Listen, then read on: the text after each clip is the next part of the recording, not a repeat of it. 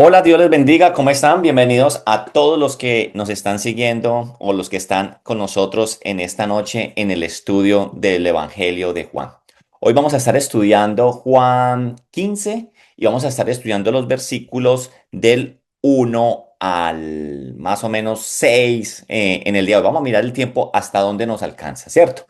Vamos entonces a iniciar con una oración. Vamos a entregarle al Señor este tiempo de exposición de su palabra y así entonces damos entonces inicio a este maravilloso tiempo. Ahí donde están, yo los invito a que cierren sus ojos y hagamos una oración y le entreguemos a Dios este tiempo. Mi buen Señor, te doy muchas gracias por esta oportunidad que tú nos das de reunirnos nuevamente, Señor, como iglesia de Living Stones, a través de esta red de internet, Señor. Yo te quiero pedir que seas tú hablando a nuestras vidas, permitiendo tu Espíritu Santo de Dios, que tu palabra sea expuesta con verdad, con vehemencia, correctamente, como debe ser, que se haga una exégesis completamente del texto y así poder entonces extraer las verdades que tú quieres que apliquemos para nuestras vidas. Te pido que te quedes y conduzcas este tiempo maravilloso en el nombre poderoso de Cristo Jesús. Amén y amén.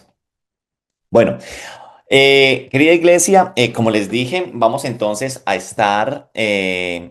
estar estudiando en el día de hoy un tema que he titulado, ¿cierto? Yo soy la vid verdadera. Y en este de Yo soy la vid verdadera, vamos a ver esto en tres sesiones, ¿sí? Hoy vamos a estar viendo la primera parte, ¿sí? Y luego entonces nos tomarán otros 3 jueves para poder completar lo que el Señor quiere decirnos hasta el versículo 18. Entonces, yo quiero iniciar, ¿cierto? Hablándoles a ustedes, como dándoles una introducción de lo que hemos dado hasta ahora, ¿cierto? Y dar entonces una pauta de cómo vamos a desarrollar este tema de la vid verdadera, de lo que el Señor nos quiere hablar. Querida iglesia, entonces es una alegría que hoy nos podamos estar reuniendo todos para poder estudiar, para poder meditar en torno a la palabra de Dios. Hoy vamos entonces a estudiar este capítulo 15 de Juan y quiero que lo hagamos con un corazón dispuesto, con un corazón preparado, porque lo que vamos a estudiar en esta noche, yo no quiero que simplemente lo veamos como una lección teológica. Es una enseñanza, una de las enseñanzas más hermosas que usted y yo podemos encontrar en este Evangelio de Juan.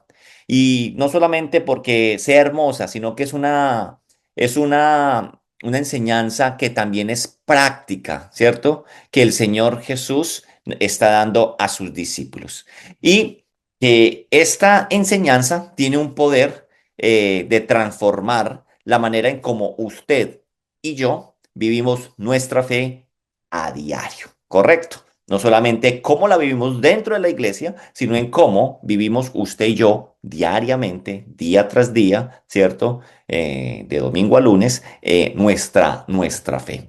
Pero antes de meternos en este capítulo 15 de lleno, necesitamos rápidamente recordar, ¿cierto? De dónde venimos, porque Juan 15 no comienza en el aire y a veces ese es el error, coger esta enseñanza de Jesús, la vid verdadera, y cogerla ahí en el aire, capítulo 15. Necesitamos recordar dónde está ubicada, ¿cierto? Esta enseñanza dentro del Evangelio de Juan y cómo esto conecta, ¿cierto? Con la historia o con el canon bíblico que usted y yo tenemos. Entonces, hay un contexto que ya que se tiene que dar porque tiene peso, ¿cierto? Y nos ubica a nosotros. Si usted quiere ver más acerca de cómo es cómo llegamos aquí al capítulo 15, yo los invito que en el canal de YouTube usted pueda profundizar más. Aquí lo voy a dar casi como un brochazo acerca de qué es lo que estamos nosotros viendo. Entonces, hemos visto para poder hablar de capítulo 15 y esta enseñanza que Jesús está dando, nos tenemos que remitir hasta el capítulo 13, porque Juan el Evangelista nos ha estado llevando, ¿cierto? Poco a poco, a lo largo de estos capítulos 13, 14 y 15 y lo que nos llevará de aquí en adelante, nos lleva a un momento muy específico. ¿En qué momento estamos nosotros situados en medio de la vida de nuestro Señor Jesús? Nosotros estamos ubicados en la noche antes de la crucifixión del Señor. Ahí estamos nosotros posicionados, ¿cierto? En estos capítulos desde el 13 y ahora que estamos viendo el capítulo 15, estamos ahí. Estamos a una noche, ¿cierto? A una noche de la crucifixión de nuestro Señor. Así que Juan nos narra que Jesús está en el aposento alto. Y eso es lo que hemos estado viendo. Todos estos discursos, todas estas enseñanzas, todas las promesas del Espíritu Santo, ¿cierto? Lo ha estado dando Jesús allí, en el aposento alto, con sus 12 discípulos, ¿cierto? Y dijimos que este aposento alto está ubicado en una habitación, ¿cierto? Dentro de Jerusalén, ¿cierto? Y que no es una casa propia, es una habitación que ha sido prestada y preparada para el Señor, para que el Señor tuviera la Pascua con sus discípulos. Hemos dicho también, iglesia, que el ambiente que se está viviendo allí, en este lugar, en el aposento alto, ¿cierto? Perdón, ha sido un ambiente desde el capítulo 13 de tensión. Y digo de tensión porque hemos hablado, por ejemplo, acerca de lo que es la traición de Judas. Hemos hablado acerca de la negación de Jesús, la negación de Pedro, perdón. Y también ha sido un ambiente también de confusión, porque Jesús les está diciendo a ellos que Él se va a ir y que Él va a volver, que Él se va a ir a preparar morada para ellos. Entonces hay confusión porque todavía no tienen el Espíritu Santo, no entienden completamente y el Señor lo que está haciendo es consolándolos. En vez de Él ser consolado, está consolando a sus discípulos y les habla acerca también de lo que es la promesa del Espíritu Santo. Entonces, en este dolor, en esta confusión, en esta tensión en la que están allí, hay un dolor profundo que todavía no llega a su punto más alto, pues sabemos que va a llegar en el momento de su crucifixión. Hace 2 semanas que nosotros nos reunimos y estuvimos estudiando el Evangelio de Juan, terminábamos en el capítulo 14, en el último versículo del capítulo 14, veíamos nosotros un último versículo que decía, 14:31, llega y nos dice que el Señor Jesús les dice, levantaos, vamos de aquí. Eso fue lo último que nosotros estuvimos viendo. Y quiero hablar acerca de este comentario con el cual terminamos nosotros en Juan 14:31, porque hay dos puntos de vista en cómo nosotros podemos abordar estas frases que el Señor dice al final del capítulo 14. Hay muchos comentaristas que piensan que en ese momento que Jesús dice, levantaos, vamos de aquí, cuando Jesús les habla, ¿cierto? A sus discípulos, en ese momento Jesús y sus discípulos se levantan de la mesa y salen en camino al huerto del Getsemaní a partir de este momento. O sea que las palabras que usted y yo encontramos en el capítulo 15, 16 y 17, ¿cierto? Las da el Señor en ese camino bajo la luna llena, ¿cierto? Y hablamos de luna llena porque están en la Pascua y es una de las características que no sé si usted se ha dado cuenta, por eso la Semana Santa se mueve siempre porque para la Pascua o para el momento de la crucifixión estamos en luna llena. Entonces, hay unos comentaristas que dicen que este mensaje ha sido dado bajo la luna llena, ¿cierto? De la Pascua, caminando por las calles de Jerusalén en dirección al huerto del Getsemaní, ¿cierto? Pero también hay otros comentaristas que no piensan lo mismo. Más bien, otros piensan que ellos permanecieron allí, en este mismo aposento alto, hasta el final del capítulo 17. Y que la frase que dice el Señor Jesús en el versículo 31 del capítulo 14, esta frase lo que está mostrando, ¿cierto? Es una simple señal de que se preparen para salir. O sea cual sea el caso, lo que sí sabemos es esto. cuando Jesús pronuncia estas frases, esta última frase del capítulo 14, hay un cambio de postura. Antes, nosotros hemos visto desde el capítulo 13, ellos están recostados, están alrededor de la mesa porque están tomando la última cena. Y ahora, con esta frase, al Señor decirles esto, ahora ellos están de pie. Y de pie, los discípulos van a escuchar entonces las siguientes palabras del Señor. Y ahí yo los invito a que leamos nosotros Juan 15 del 1 al 11 para que entonces sepamos lo que vamos a estar exponiendo. Me voy a permitir leer entonces lo que es la porción de hoy. Dice, yo soy la vid verdadera y mi padre es el labrador. Todo pámpano que en mí no lleva fruto lo quitará, y todo aquel que lleva fruto lo limpiará para que lleve más fruto. Ya vosotros estáis limpios por la palabra que os he hablado. Permaneced en mí y yo en vosotros. Como el pámpano no puede llevar fruto por sí mismo, si no permanece en la vid, así tampoco vosotros, si no permanecéis en mí. Yo soy la vid, vosotros los pámpanos. El que permanece en mí y yo en él, éste lleva mucho fruto, porque separado de mí nada podéis hacer. El que en mí no permanece será echado fuera como pámpano y se secará, y lo recogen y lo echan en el fuego y arde. Si permanecen en mí y mis palabras permanecen en vosotros, pedid todo lo que queráis y os será hecho. En esto en esto es glorificado mi Padre, en que llevéis mucho fruto y seáis así mis discípulos. Como el Padre me ha amado, así también yo os he amado. Permaneced en mi amor. Si guardareis mis mandamientos, permaneciereis en mi amor, así como yo he guardado los mandamientos de mi Padre y permanezco en su amor.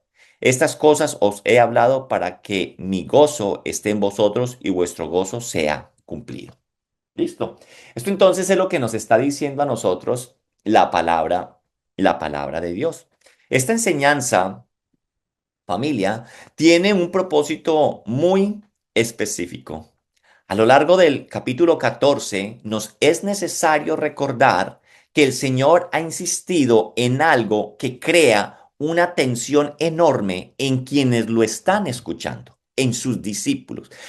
Es necesario que a la luz de lo que acabamos de leer, nosotros recordemos, ¿cierto? El capítulo 14, porque Jesús ha sido insistente con algo que ha creado tensión también en el corazón de aquellos que están con él.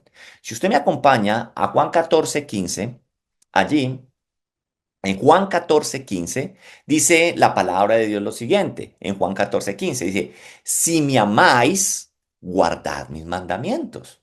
Ahí, no sé, ahí el Señor hace un llamado. Si usted brinca al versículo 21, en el versículo 21 dice, el que tiene mis mandamientos y los guarda, ese es el que me ama. Y el que me ama será amado por mi Padre, y yo le amaré y me manifestaré a él. Este es el segundo llamado que el Señor hace a sus discípulos. Ahora, si leemos los versículos ahí mismo en 14, los versículos 23 y 24, ahí en los versículos 23 y 24 nos dice a nosotros, el que me ama, mi palabra guarda, y mi Padre le amará, y vendremos a él y haremos morada en él. El que no me ama no guarda mis palabras, y la palabra que habéis oído no es mía, sino del Padre que me envió. Cuando nosotros leemos nuevamente este capítulo 14, vemos nosotros una insistencia que está haciendo el Señor Jesús a estos sus discípulos. Les está insistiendo en la obediencia y en la obediencia de guardar los mandamientos y que si guardamos sus mandamientos, así entonces nosotros le amamos. Entonces, esta insistencia que está haciendo el Señor Jesús aquí, ¿cierto? Es inquietante para aquel que se conoce a sí mismo.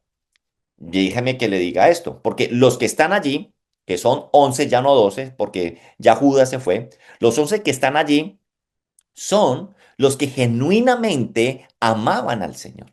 Yo creo que no puede haber duda en nuestros corazones que estas personas que estaban con Jesús allí reunidas amaban al Señor Jesús.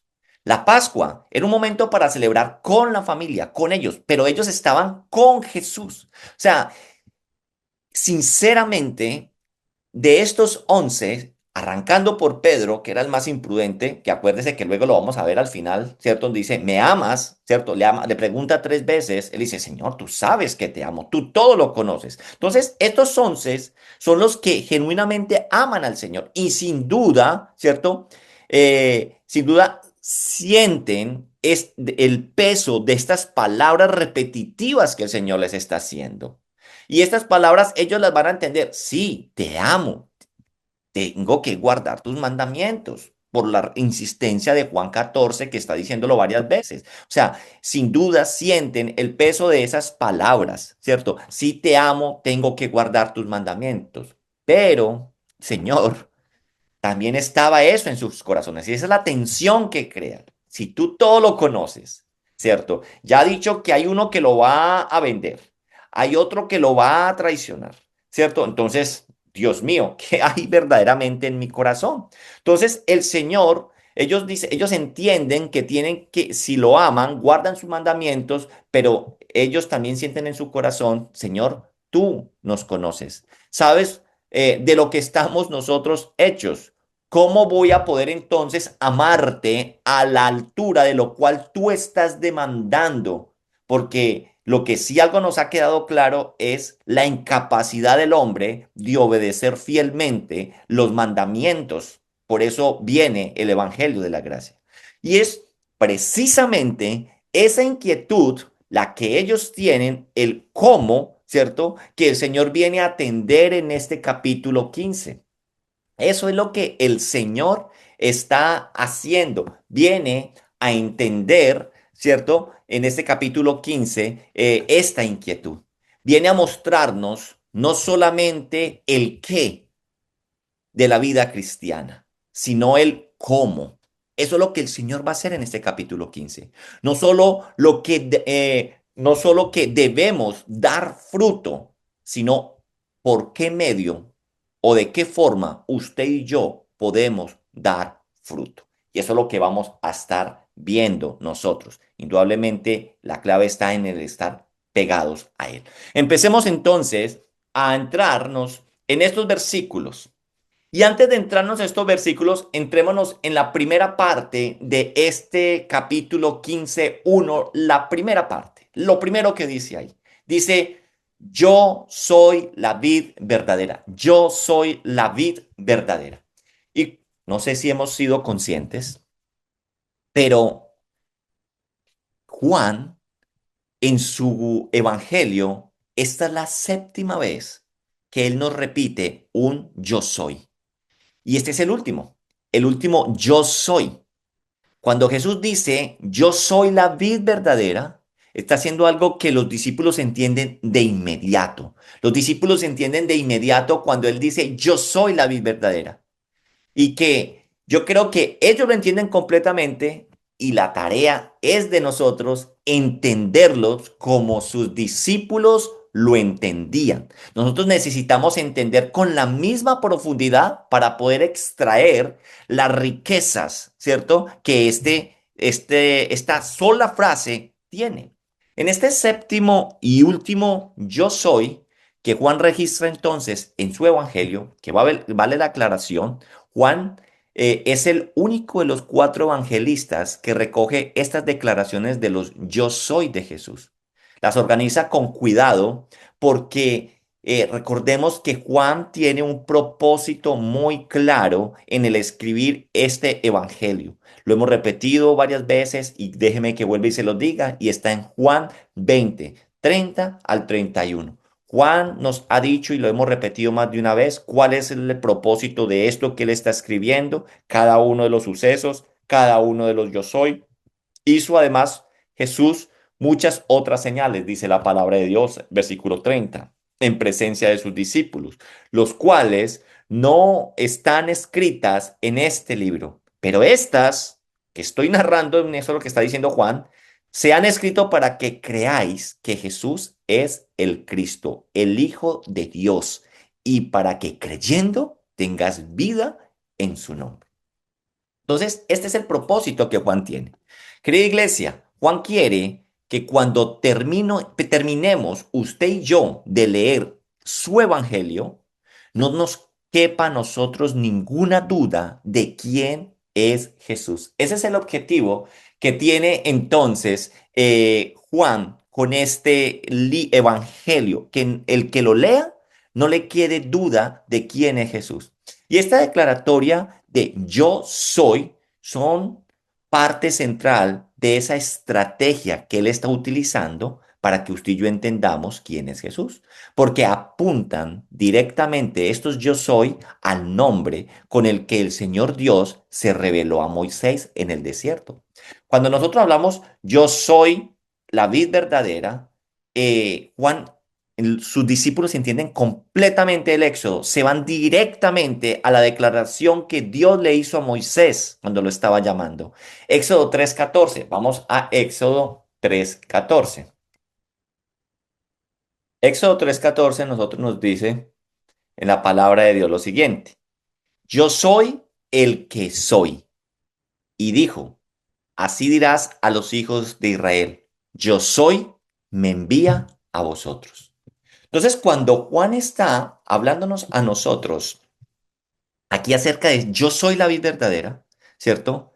Cuando Jesús dice yo soy, no está simplemente identificándose, está reclamando la misma naturaleza de Éxodo 3:14, la naturaleza del Dios eterno de Israel.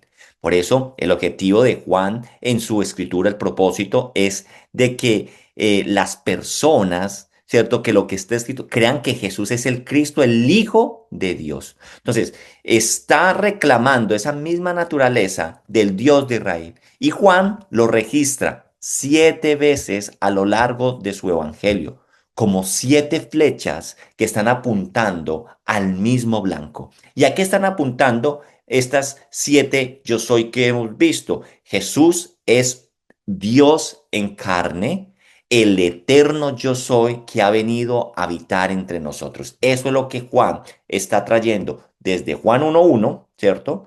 Cuando hablaba del verbo el verbo que se va a hacer carne, y en Juan 1:14 que habitó entre nosotros.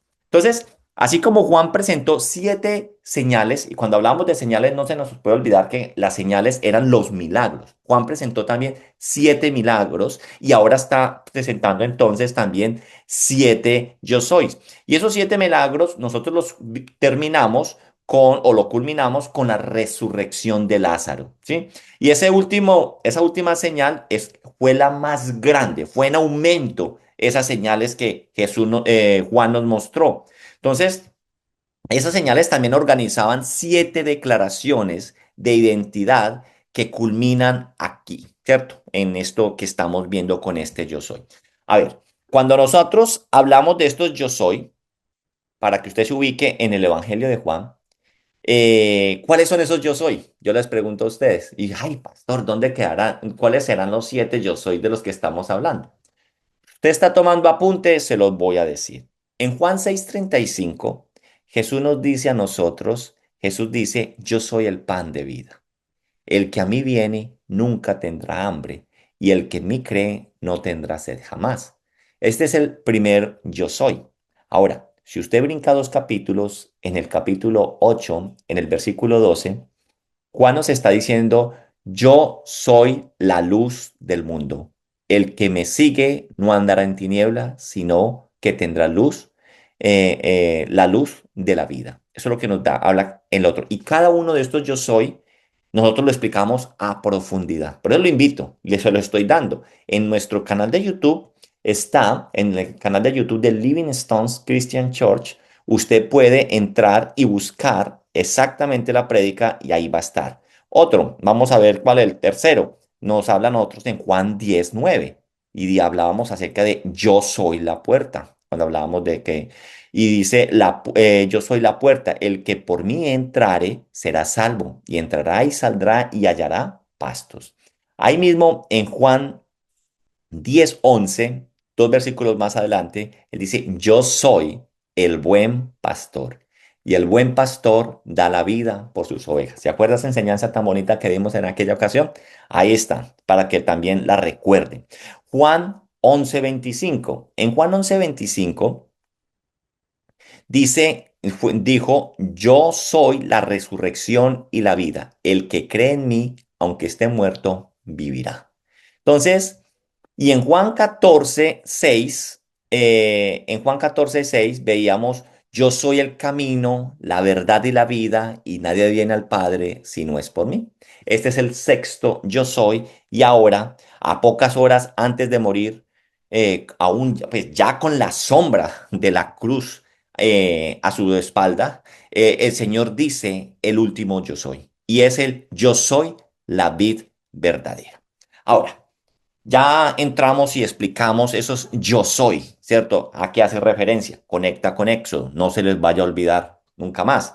Ahora, para poder entender más lo que los discípulos entendieron cuando él empezó a decir, yo soy la vid verdadera, ahora centrémonos en la vid verdadera, ¿cierto?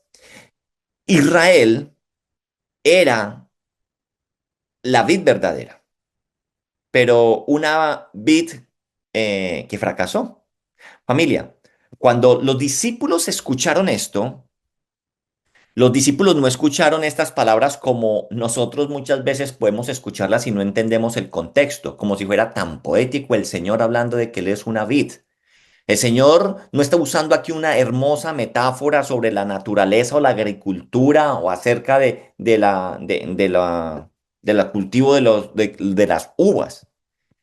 Cuando ellos escucharon esto, ellos las escucharon con todo el peso del Antiguo Testamento. Y yo quiero que usted y yo demos un paseo por el Antiguo Testamento para que a nosotros también nos quede claro la profundidad. Es que por eso nos vamos a gastar varias sesiones en esto, pero es que es muy, muy enriquecedor lo que el Señor tiene para decirnos a nosotros. Entonces, cuando los discípulos escucharon ese yo soy la vid verdadera, ellos escucharon con todo el peso del Antiguo Testamento sobre sus espaldas porque ellos conocían perfectamente la relación entre la vid y el pueblo de Dios. Ellos sabían la relación entre la vid y el pueblo de Dios. Miremos algunas referencias así rápidas que cómo era de importante la vid para, para el pueblo de Dios. Mire, en la época de los macabeos, que esos libros no hacen parte de nuestro canon, pero sí las podemos leer como referencia. Esos son los libros deuterocanónicos, donde está Macabeos, ¿cierto? Narra a nosotros, en la época de los Macabeos, las monedas judías que se manejaban en esa época, o sea, en esos 400 años de silencio, ¿cierto? Desde Malaquías hasta que aparece Juan el Bautista. Entonces, las monedas judías llevaban grabadas una vid, ¿cierto? Como símbolo del pueblo. Ellos en sus monedas tenían eso, una vid. Y eso les simbolizaba a ellos, ¿cierto? Pertenencia. Es como hoy por hoy ver una moneda judía o israelí con la estrella de David. Esa estrella nosotros la asociamos inmediatamente ¿con quién? Con Israel, ¿cierto? Entonces, la vid, ver la vid, ellos al escuchar la vid, ellos sabían que estaban relacionándolos a ellos. Hay una perfecta relación entre la vid y el pueblo de Dios. Otra otra referencia que podemos ver acerca a la vid nos narra a nosotros también que en la entrada principal del templo de Herodes, en el templo de Herodes, ese templo que los discípulos conocían, donde habían caminado con Jesús, donde Jesús lo limpió porque lo habían convertido en cueva de ladrones, donde las personas habían visto enseñar a Jesús en los pórticos, allí, ¿cierto? Había una vid, ¿cierto? Había una vid de oro puro que adornaba la entrada del templo de Herodes. Y la vid esa vid representaba a Israel y todo el mundo sabía esa relación que había. Entonces, en el Antiguo Testamento es completamente claro sobre el historial de esa vid. Miren lo que dice, por ejemplo, el profeta Jeremías acerca de la vid. ¿Cuántas veces entre sus profecías hablaba acerca de la vid y era un mensaje directo a ellos? ¿Qué era lo que el Señor les decía a ellos? Mire lo que les decía acá, Jeremías 2:21. Vamos a Jeremías 2:21. Jeremías 2:21 dice la palabra de Dios lo siguiente. ¿Ya llegamos ahí? Hágame enseñitas. Perfecto. Entonces, en Jeremías 2:21 nos dice, te planté de vid escogida, simiente verdadera toda ella. ¿Cómo pues te me has vuelto sarmiento de vida extraña?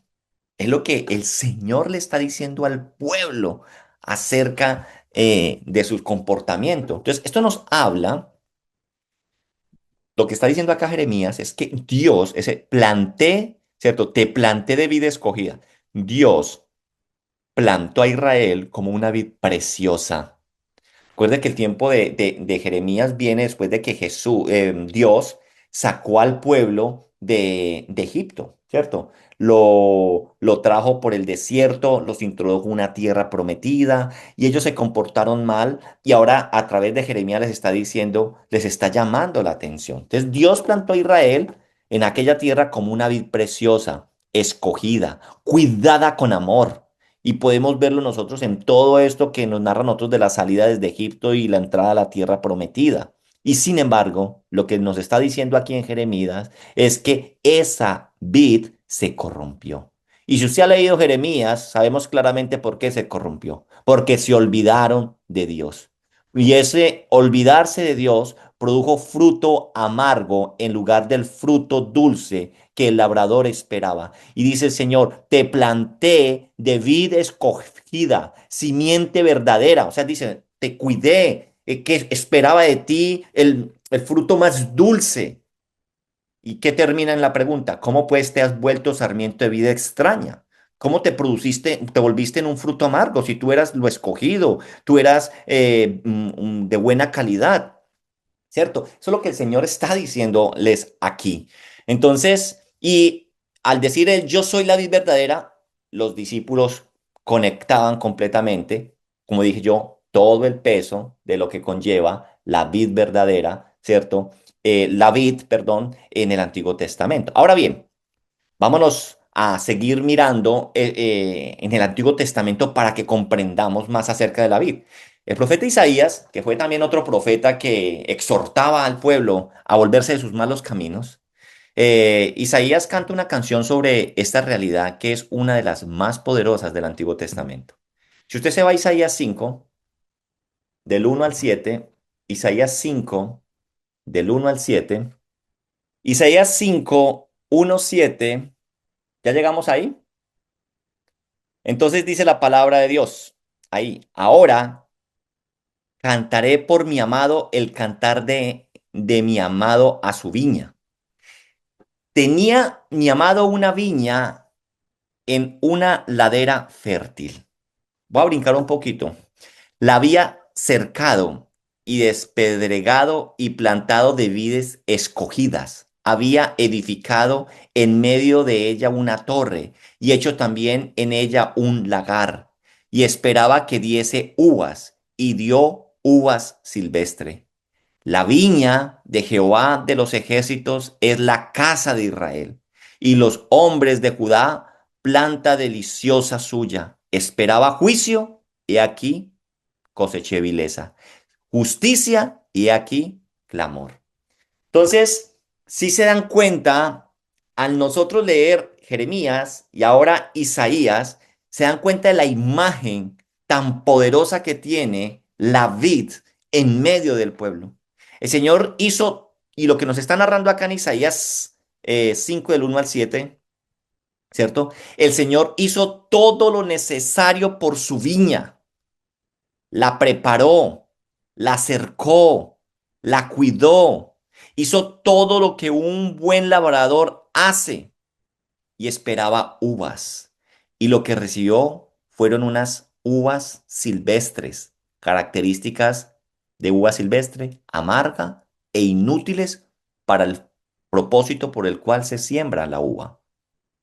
Esperaban encontrar entonces, el Señor esperaba encontrar sus atributos reflejados en su pueblo y encontró distorsión y fracaso, porque Él la preparó, la acercó, la cuidó, la despedregó, ¿cierto? Y dijo que era vides escogidas.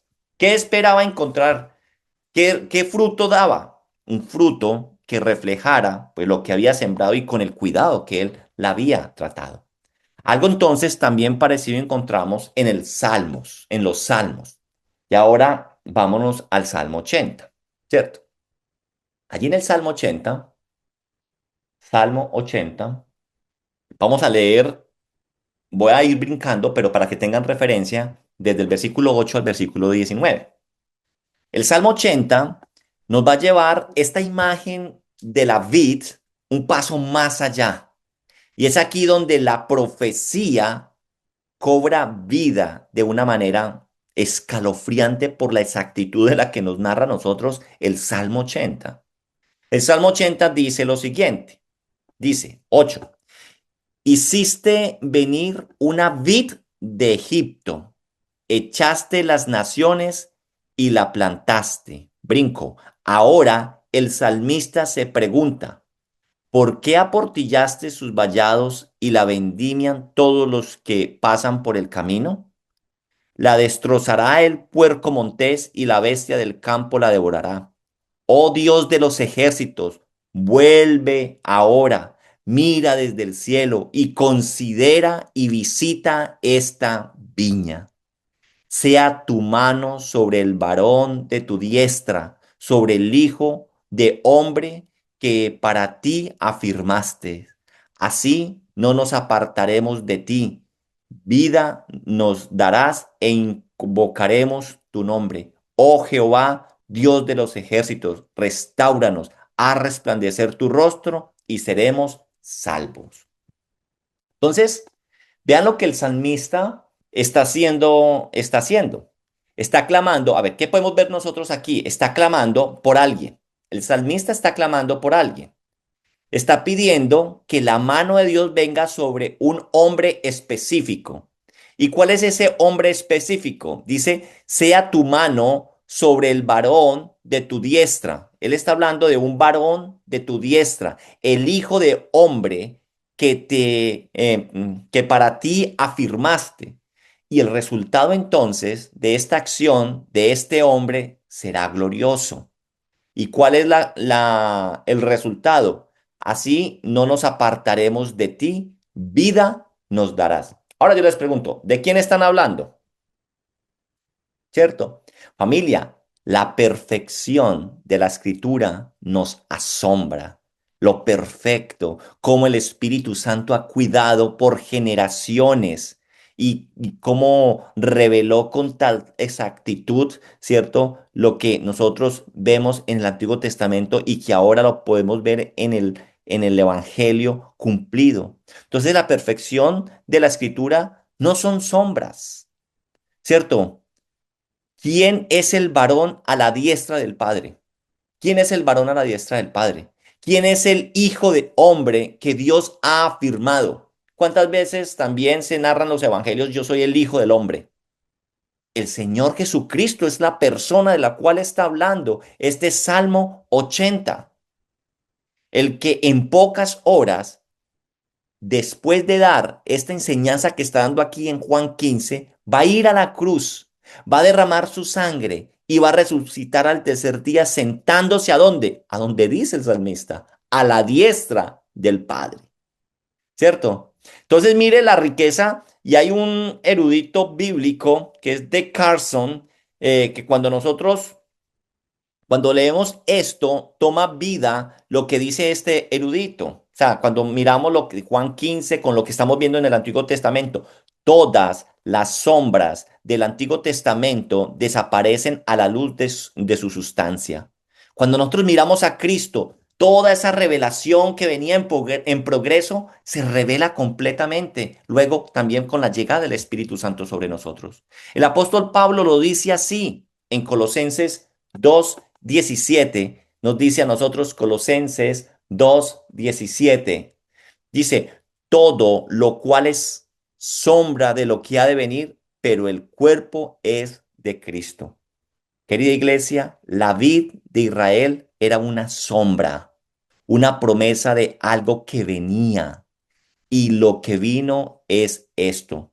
Yo soy la vid verdadera, no la sombra, es la realidad, el original, Él triunfa donde Israel fracasó. Ese es Cristo. Ahora, Él es la viña, nosotros somos los pámpanos. Es lo que nos dice a nosotros, ¿sí o no? Entonces, Él es la solución al clamor del salmista acá en en el Salmo 80. Él es el varón a la diestra del Padre que viene a unirnos a Dios, a darnos vida, como dice ahí, a hacer posible que demos los frutos que el labrador espera. No uvas agrias, sino lo que Él espera. ¿Qué declaración entonces más poderosa que está haciendo aquí Jesús para que a pocas horas Él vaya a morir? ¿Correcto ahí? Bien ahí en ese primer punto. Hemos sacado entonces qué significa el yo soy y hemos hablado acerca también entonces de lo que es la vid, qué significa la vid verdadera y cómo Cristo verdaderamente es esa vid de la cual nos anuncia a nosotros el Antiguo Testamento. Entonces Él les está diciendo a sus discípulos, esa vid del Antiguo Testamento de la que hablaba el Salmo 80, Él aquí, yo soy la vid verdadera, yo soy el que vengo verdaderamente a triunfar donde donde Israel fracasó. ¿Correcto? Ahora vámonos a un siguiente punto, ¿sí? El siguiente punto es el Padre como labrador, ¿cierto? Que es lo que nos dice allá en el siguiente versículo. Entonces, y miremos qué es lo que desea ese labrador acerca de nosotros. Sigamos entonces. Jesús dice, ahí en el versículo 1, y mi Padre es el labrador. Jesús dice eso. Y esto es importante. El Padre, cuando leemos esto, yo soy la vid verdadera y mi Padre es el labrador. Entonces, el Padre no es un observador pasivo de la vida del creyente. Él es el labrador, el agricultor que está activamente trabajando en su viña con un propósito muy claro en mente. El labrador tiene un propósito en mente. Juan 15:2. Juan 15:2 dice, todo pámpano que en mí no lleva fruto, lo quitará y todo aquel que lleva fruto, lo limpiará para que lleve más fruto. ¿Y qué dice en Juan 15:8? Juan 15:8 dice, en esto es glorificado mi Padre, en que llevéis mucho fruto y seáis así mis discípulos. Cuando nosotros leemos el versículo 2 y lo juntamos con el versículo 8, la progresión de la progresión que el Padre busca es hermosa. Él nos habla a nosotros de llevar fruto, de limpiarnos para que llevemos más fruto y luego para que llevemos mucho más fruto. Entonces, esa es la progresión del versículo 2 y 8. Entonces, fruto, más fruto, mucho fruto. En otras palabras, lo que quiere el Padre con aquellos que hacen parte de la vid es fruto en crecimiento, fruto en abundancia, fruto que no se detiene, fruto constante. Eso es lo que espera el Padre. Entonces, el Padre como labrador desea fruto. Familia, el dueño de la viña no tiene la intención de sacar madera de ella. Esa no es la intención. El dueño de la viña no busca postes ni leña de la vid. ¿Busca qué? Fruto. Eso es lo que está buscando. Esto es lo que nos tiene que dar a nosotros claro qué es lo que quiere el labrador. Fruto. Y esto nos lleva a una pregunta directa. ¿Para qué te salvó Dios a ti? Sí. ¿Para qué te salvó Dios a ti? Porque muchas veces, o sea, para llevar fruto, ¿cierto? Pues según lo que usted está hablando, pastor. Entonces, la pregunta es, ¿para qué te salvó a ti? Es porque muchas veces los creyentes tienen una visión muy reducida acerca de lo que es la salvación. Muchos se piensan que el Señor nos salvó a nosotros para darnos un boleto al cielo. O que el Señor nos salvó a nosotros como garantía de que cuando usted y yo muramos, no vayamos al infierno. ¿Sí? Y eso es verdad, eso pasa, pero es solo una parte de la historia. Hay una dimensión presente de la salvación que muchos ignoran. Hay una dimensión presente de la salvación que muchos ignoran. Miremos cómo Dios definió el propósito de la redención de su pueblo cuando lo sacó de Egipto. ¿Para qué lo sacó Jesús? Perdón, ¿para qué lo sacó Dios de Egipto a su pueblo? ¿A qué lo salvó? A qué lo sacó ellos? Para que no sufrieran más, a que adoraran. ¿cierto? Entonces, Éxodo 19:4-6. Éxodo 19:4-6.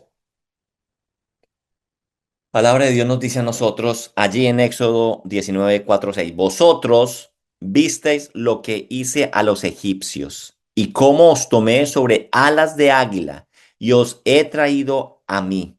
Ahora pues, si diereis oído a mi voz y guardareis mi pacto, vosotros seréis mi especial tesoro sobre todos los pueblos, porque mía es toda la tierra y vosotros me seréis un reino de sacerdotes y gente santa.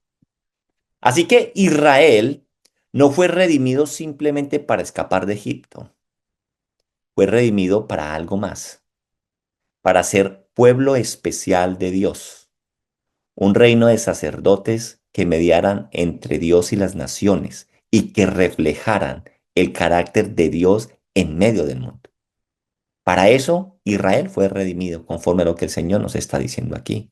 Ahora el apóstol Pablo va a tomar esto exactamente con esas mismas palabras y las va a aplicar ¿a quién? Al pueblo de Israel, no, a la iglesia, el nuevo pueblo, ¿cierto? Dice Primera de Pedro 2:9.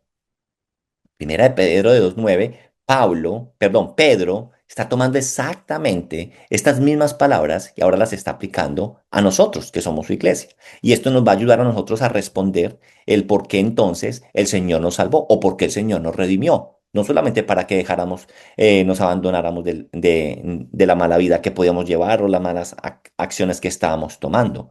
El Señor nos llamó, ¿cierto? Nos apartó y nos dice en 1 Pedro 2:9, más vosotros sois linaje escogido, real sacerdocio, nación santa, pueblo adquirido por Dios, para que anunciéis las virtudes de aquel que os llamó de las tinieblas a la luz admirable. Entonces, ¿para qué? ¿Para qué somos el pueblo adquirido de Dios nosotros? ¿Para qué? Conforme a lo que veníamos diciendo también entonces de Éxodo, es para que usted y yo anunciemos sus virtudes, para que su luz brille a través de nosotros en medio de un mundo que está en tiniebla. Nosotros estamos llamados a reflejar la luz de Cristo. Nosotros somos embajadores de Cristo aquí en la tierra. Así que hay un propósito por el cual nosotros hemos sido redimidos. Hay un fruto que el Padre espera encontrar en esa viña. Ya lo vimos en el Antiguo Testamento. Ahora con nosotros, preguntémonos, ¿qué es el fruto que Dios busca? Porque alguien podría preguntarse, pero ¿qué es exactamente entonces ese fruto que yo tengo que dar? Aplicado a lo que Pedro está diciendo a la iglesia. El fruto que Dios busca es el reflejo de su propia gloria en medio del pueblo. A eso estamos nosotros llamados, a reflejar la gloria de Dios aquí en la tierra, en traer la cultura del cielo aquí a la tierra. Iglesia, cuando Dios creó al hombre a su imagen y semejanza, el propósito era que el hombre fuera como un espejo que reflejara a Dios en medio de la creación. Un ser creado que diera al mundo, un ser creado que dijera al mundo, así es Dios, así piensa, así ama, así actúa. Y eso es lo que usted y yo tenemos que reflejar y a lo cual usted y yo estamos llamados. Ese es el fruto que usted y yo tenemos que dar. Pero obviamente el pecado distorsionó ese espejo, lo quebró. Y lo que ahora usted y yo reflejamos no es la gloria de Dios, sino una imagen distorsionada, deforme, de quien verdaderamente es Dios. Esto entonces nos lleva a nosotros a entender por qué el Señor nos apartó, nos redimió, para que nosotros seamos su pueblo escogido y especial. ¿Para qué? Para que usted y yo reflejemos la gloria de Dios, que nosotros le mostremos al mundo, así es Dios, así piensa y así actúa y así ama, en cómo nosotros lo damos. ¿Sí? Este es el otro punto entonces que estamos viendo. Y así familia, entonces, esto nos va a llevar a otro punto que es bien importante, pero no nos va a quedar tiempo por por la hora que es, y es el gran problema de la incapacidad del hombre, ¿cierto? Y ahí nos vamos a aferrar a lo que Él nos habla a nosotros de permanecer en mí, y son los versículos 4 a 5. Pero como es bien importante, no lo quiero dejar en el aire ni correr, sino verdaderamente sacarle el tiempo en nuestra propia próxima sesión. Por el momento vamos a dejar ahí, pero ya espero que esto haya sido bien enriquecedor. Yo lo disfruté demasiado preparando este tema porque pude entender lo que los apóstoles estaban entendiendo cuando él dijo, yo soy la vid verdadera. Esa conexión que ellos tenían, ¿cierto? Con el Antiguo Testamento. Vamos a orar y vamos a entregarle entonces al Señor este tiempo. Mi buen Señor, gracias te damos por este tiempo de exposición de tu palabra. Gracias porque hoy recordamos acerca de lo que es la vid verdadera. Tú con lo que hemos empezado a ver hoy no nos enseñas solamente qué debemos de hacer, sino cómo podemos lograr aquello que tú nos mandas, Señor. Tú dices, Señor, en tu palabra, y lo veíamos en Juan 14, demandas obediencia, Señor. Pero, Señor, tú sabes cuán débiles somos. Ayúdanos a obedecer, Señor. Ayúdanos a someternos a ti. Que lo que nuestro corazón siente, ese amor por ti, Señor, no se vea nublado a veces, Señor, por mis incapacidades o por esa falta de estar aferrado a ti para poder dar el fruto que tú esperas. Ayúdanos a reflejar tu gloria, Señor, a todas las naciones, Señor. Y que cuando nos miren a nosotros como iglesia, miren a Cristo actuando. Gracias te damos, Señor, por esta noche, por este tiempo. Te lo pedimos en el nombre poderoso de Cristo Jesús. Amén.